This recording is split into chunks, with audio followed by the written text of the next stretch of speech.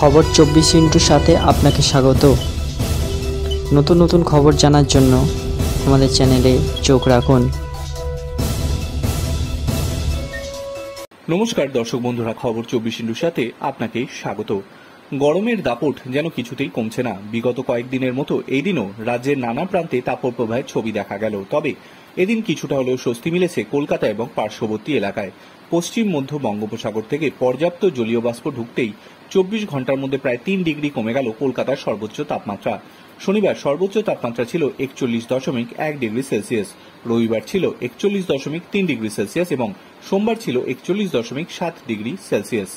মঙ্গলবার ছিল 43 degree Celsius, বুধবার ছিল 42 ডিগ্রি সেলসিয়াস। এই দিন বৃহস্পতিবার সর্বোচ্চ তাপমাত্রা দাঁড়ায় 39.2 ডিগ্রি সেলসিয়াস, যা 40 ডিগ্রির ঘরের নিচে। কলকাতা এবং পার্শ্ববর্তী এলাকা খানিক রক্ষা পেলেও দক্ষিণবঙ্গে বাকি জেলায় শুক্রবারও তাপপ্রবাহের পরিস্থিতি থাকবে। তবে অবস্থা বদলাতে থাকবে 4 বা 5 মে থেকে। হাওয়া অফিস বলছে 5 তারিখ থেকে তাপপ্রবাহের কবলের বাইরে চলে যাবে অনেক জেলা। ঝাড়গ্রাম, পশ্চিম মেদিনীপুর, বাঁকুড়া, বীরভূম শনিবার পর্যন্ত তীব্র তাপপ্রবাহের সতর্কতা রয়েছে। অন্যদিকে রোজকার মতো তাপপ্রবাহের সতর্কতা থাকছে উত্তরবঙ্গের মালদা এবং 2 দিনাজপুরে। 4 মে থেকে দক্ষিণবঙ্গের একাধিক জেলায় রয়েছে বৃষ্টির পূর্বাভাস।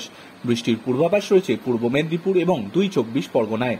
অন্যদিকে উত্তরবঙ্গে আবার 4 মে পূর্বাভাস রয়েছে 2 দিনাজপুর, জলপাইগুড়ি, আলিপুরদুয়ার এবং কোচবিহারে। বজ্র বিদ্যুৎ সহ বৃষ্টির সঙ্গে দমকা ঝোড়ো হাওয়াও বইতে পারে।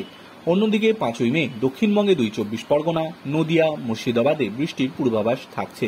30 থেকে 50 কিলোমিটার পর্যন্ত প্রতি ঘন্টায় গতিবেগে ঝোড়ো হাওয়া বইতে পারে। 6 মে দক্ষিণবঙ্গের সব জেলাতেই ঝড় বৃষ্টির পূর্বাভাস রয়েছে।